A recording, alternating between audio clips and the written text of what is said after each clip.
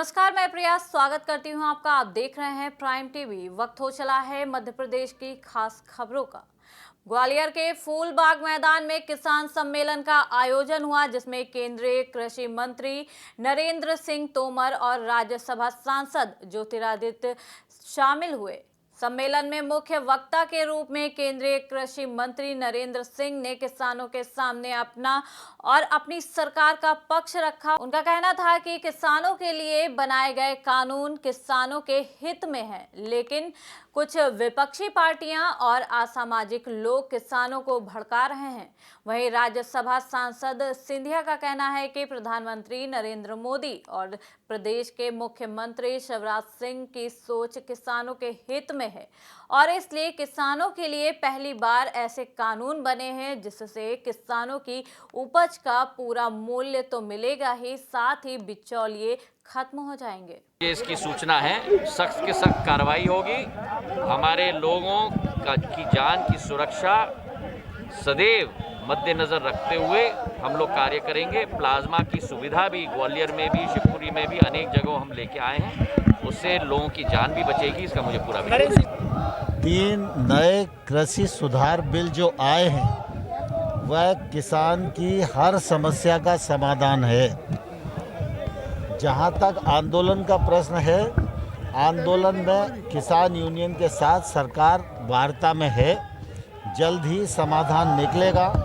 लेकिन विपक्षी दल पूरे देश में किसानों को गुमराह करने का असफल प्रयत्न कर रहे हैं, जिसमें वो सफल नहीं होंगे। भारतीय जनता पार्टी का जन जागरण अभियान है, उसके अंतर्गत ग्वालियर में भी कार्यक्रम है।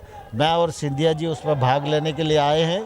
मैं पूरे देश के किसानों को आश्वस्त करना चाहता हूं कि मोदी जी के नेतृत्व में जो कृषि सुधार की प्रक्रिया शुरू हुई है, यह किसान के जीवन में क्रांतिकारी परिवर्तन लाने वाली है। भोपाल में एक तरफ प्रदेश सरकार ने खनन माफियाओं के खिलाफ मुहिम तेज कर दी है। सरकार ने दावा किया था कि अब किसी भी माफिया के लिए मध्य प्रदेश में कोई जगह नहीं रहेगी। तो वहीं दूसरी तरफ रेत डंपर संचालकों ने गृह मंत्री नरोत्तम मिश्रा को ज्ञापन सौंपा, जिसमें संचालकों ने पुलिस प्रशासन पर आरोप लगाते हुए बताया कि रेत गिट्टी सप्लाई के समय पुलिस उनसे भारी कमीशन की मांग करती है। ऐसे में उन्हें ओवरलोड ट्रक चलाना पड़ता है ताकि उसकी भरपाई की जा सके। संचालकों का कहना है कि अगर नियम लागू ही करने हैं तो पूरे प्रदेश में किए जाएं और पुलिस पर भी सख्ती की जाए ताकि रिश्वतखोरी जैसी घटनाएं पुलिस न कर सके। वहीं उज्जैन कलेक्ट्रेट आशीष सिंह आत्मनिर्भर भारत के तहत कई ग्रामीण क्षेत्रों का भ्रमण कर रहे हैं। इसी के चलते कलेक्ट्रेट ने नागदा तहसील के ग्राम नवादा में निरीक्षण किया। आपको बता दें कि निरीक्षण का मुख्य उद्देश्य यहां पर होने वाले इमली के व्यवसाय को बढ़ावा देना है, साथ ही किसानों को कंपनी बनाकर व्यापार और अपनी फसलों को अच्छे दामों पर बेचना है। इसी संबंध में आशीष सिंह ने लोगों को मार्गदर्शन दिखाया, साथ ही लोगों ने भी कलेक्ट्रेट को अपनी समस्याओं से अवगत कराया। देखिए, नवादा में मेरा जो भ्रमण था, जो बुधवार को प्रत्येक किसी न किसी ग्राम पंचायत में जिले की रहता है, उसके तहत यहाँ भ्रमण किया गया और जो मुख्य यात्रा का उद्देश्य था वो स्वयं सहायता समूहों को कैसे सशक्त किया जाए, जो हमारे किसानों की कंपनियां बन रही हैं उनको और कैसे बढ़ावा दिया जाए, और यहाँ पर जो इमली से संबंधित व्यवसाय होता है कैसे उसमें वैल्यू एडिशन किया जाए, जिससे कि रोजगार के साधन भी बढ़ें और इसके अलावा जो लोगों की आय है उसको भी बढ़ाने का काम हो। तो इसके लिए जो स्वयं सहायता समूह हैं जो खासतौर पर इमली के कामों में लगे हुए हैं, चूँकि इमली का काम केवल 3-3.5 महीने ही रहता है, तो बाकी के समय उनको क्या गतिविधियों में इन्वॉल्व कर सकते हैं, कैसे उनको उस चीज़ के लिए ऋण वगैरह दिलवाया जा सकता है जिससे कि उनकी आय में वृद्धि हो सके, उस विषय पर चर्चा हुई है। जल्दी उसमें कोई प्लान किया जाएगा। किसानों के संगठन जो बनी है, जो कंपनियां बनी हैं, ऐसे भी 2 लोगों से चर्चा की गई और बहुत जल्दी ही हम लोग उनको रजिस्टर करेंगे। और इस बार हमारी प्लानिंग है कि जो गेहूँ की खरीदी होगी वो जो किसानों की कंपनियां, जो FPO जिनको हम बोलते हैं, उनके माध्यम से भी हम लोग करेंगे और इसके साथ साथ जो स्वयं सहायता समूह है उनके माध्यम से भी गेहूं की खरीदी करेंगे, जो अभी तक मात्र केवल जो सहकारी सोसाइटीज़ हैं उनके माध्यम से होता था। तो ये मुख्य बिंदु थे, प्लस कुछ ग्रामीणों की समस्याएं थी, उनके संबंध में भी चर्चा करी गई। सिवनी के बंडोल थाना क्षेत्र में पुलिस ने अवैध निर्माण के खिलाफ सख्त कार्रवाई की है। आपको बता दें कि एक युवक शासकीय जमीन पर अवैध निर्माण कर ढाबा चला रहा था, जिसकी सूचना मिलने पर पुलिस ने ढाबा मालिक के खिलाफ तत्काल कार्रवाई की और अवैध निर्माण को ध्वस्त कर दिया। वहीं पुलिस ने मामले में जानकारी देते हुए बताया कि भूमाफिया की ध्वस्त की गई संपत्ति की कुल कीमत 1,07,00,000 रुपए है। फिलहाल पुलिस ने भूमाफिया के खिलाफ सख्त कार्रवाई करते हुए मामले की जांच शुरू कर दी है। ग्राम गोरखपुर बंडोल सर्किल में है। यहाँ पर तीरथ डहरिया एवं उसके पुत्रों द्वारा अवैध रूप से शासकीय भूमि चरनोई मत की भूमि थी, उस पर ढाबा चला करके अतिक्रमण किया गया था और पीछे एक मकान भी बना लिया गया था उसके द्वारा। तो ये माफिया अभियान के अंतर्गत इनको आज हटाया गया।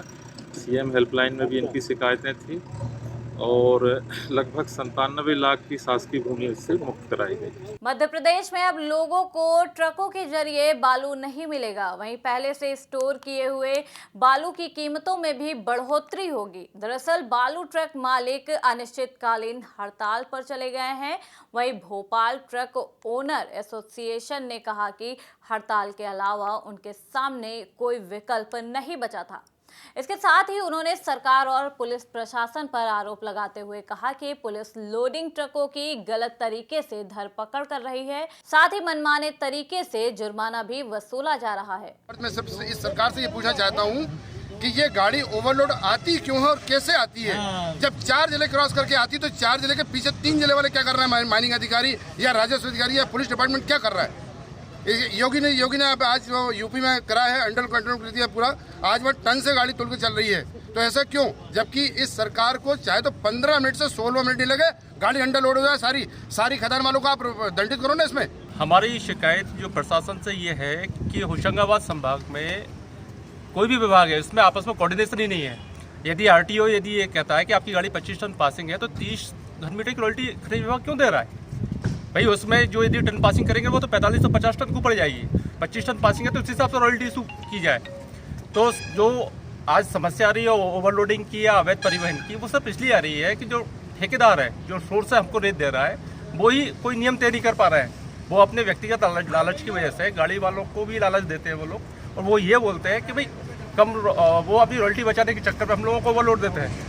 फिर हमको रास्ते में जो 4 जिले पड़ते हैं, होशंगाबाद से भोपाल आने में सीहोर जिला पड़ता है, बीच में रायसेन जिला पड़ता है, फिर भोपाल जिले। तो यहाँ के अलग अलग विभाग हैं, चाहे वो राजस्व विभाग हो, खनिज विभाग हो, परिवहन विभाग हो या फिर पुलिस विभाग हो। फिर ये लोग हमको प्रताड़ित करते हैं। तो हमारा जो सबसे बड़ी हमारी जो मांग है वो यही है कि पहले तो ये विभाग आपस में सामंजस्य बनाए, फिर हमको एक बताए कि हमको किस तरीके से एक गाड़ी में कितना माल लेके आना है। लटेरी में ग्रामीण अपनी शिकायत लेकर जिला पंचायत के पास पहुंचे। आपको बता दें कि ग्रामीणों का आरोप है कि कभी सचिव के खिलाफ निष्पक्ष जांच नहीं की गई। जो भी अधिकारी जांच करने जाते हैं, राजन और राजेश यादव द्वारा उनसे साठगांठ कर ली जाती है, जिसके चलते अभी तक कोई कार्रवाई नहीं की गई है। वहीं पहले भी कई बार ग्रामीणों ने इस मामले की शिकायत की, लेकिन अभी तक कोई कार्रवाई नहीं हुई। मंदसौर जिले के दलौदा से सीतामऊ प्रधानमंत्री सड़क बारिश की वजह से पूरी तरह से खराब हो गई थी। आपको बता दें कि वहां के ठेकेदार ने सड़क पर कुछ पैचवर्क करके अपनी जिम्मेदारी को खत्म कर दिया। इसी को लेकर दुधड़का ब्लॉक में कांग्रेस ने सड़क पर सांकेतिक चक्का जाम किया, जिसकी वजह से सड़क के दोनों तरफ बड़ी बड़ी लाइनें लग गई। चक्का जाम करने के बाद तहसीलदार नागेश पवार को ज्ञापन भी सौंपा गया। यातायात व्यवस्था अफजलपुर थाना प्रभारी ओपी तंतवार ने ज्ञापन के बाद जाम खुलवाया।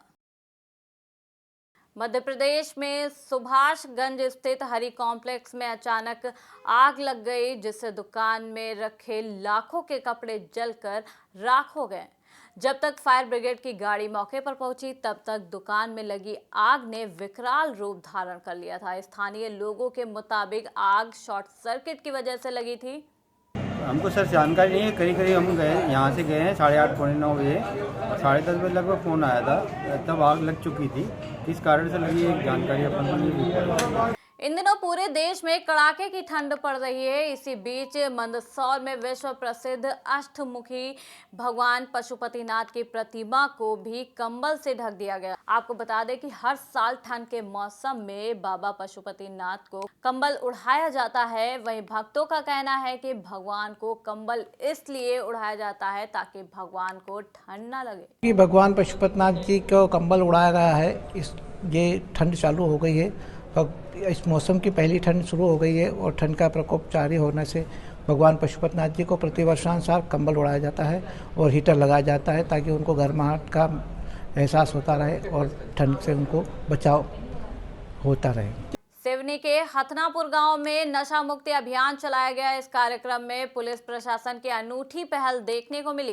पुलिस ने सभी लोगों को नशा मुक्त होने के लिए संकल्प दिलाया। आपको बता दें कि इस कार्यक्रम में तमाम बड़े अधिकारी भी मौजूद रहे। श्रीमान पुलिस अधीक्षक महोदय के निर्देशन में संपूर्ण सिवनी जिले में नशा मुक्ति का अभियान चलाया जा रहा है। उसी कड़ी में आज हथनापुर में इसका आयोजन किया गया। आयोजन में बहुत लोगों ने रुचि लेकर प्रतिबद्धता से शराब छोड़ने का वचन दिया है। अच्छी पहल है। आशा करता हूं कि और भी गांव इस पहल से सीखें। के शासन के निर्देश अनुसार हमारे संवेदनशील पुलिस अधीक्षक आदरणीय कुमार प्रतीक साहब के निर्देशन में पूरे जिले में ये नशा मुक्ति अभियान चलाया जा रहा है।